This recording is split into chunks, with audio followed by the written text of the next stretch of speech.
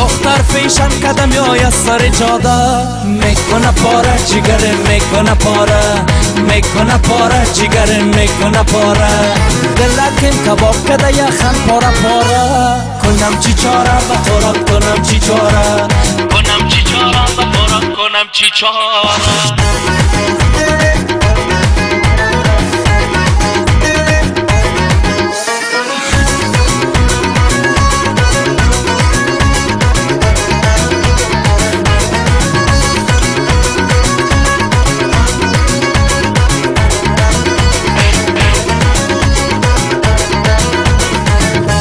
لپاره چربک صدا مویاره قیتر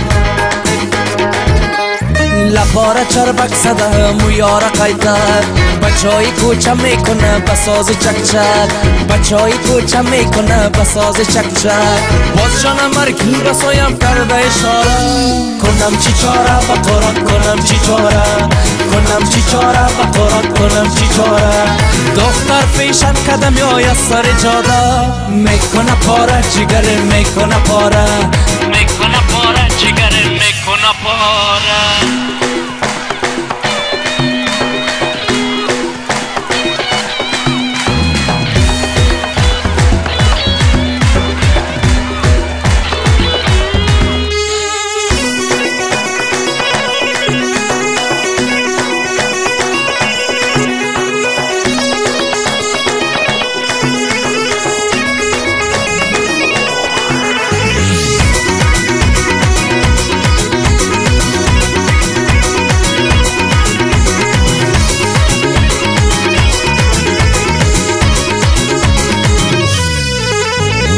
موتای قدیم گذشت حال و غربی شده غربی شده غربی شده غربی شده موتای قدیم گذشت حال و غربی شده اون ناز تمکین گذشت شوخ پیشنی شده اون ناز تمکین گذشت شوخ پیشنی شده قلبم پرزش میکنه قلبکم پاره کنم چی چاره و قرآن کنم چی چاره کنم چی چاره و قرآن کنم چی چاره دختر فیشن قدم یا سر جاده میکنه پاره جگره میکنه پاره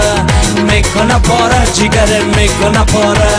دلکم کباب کده یخن پاره پاره کنم چی چاره و قرآن کنم چی چاره کنم چی چاره و قرآن کنم چی چاره کنم چی چاره و قرآن کنم چی چاره کنم چی چاره و قرآن کنم چی چاره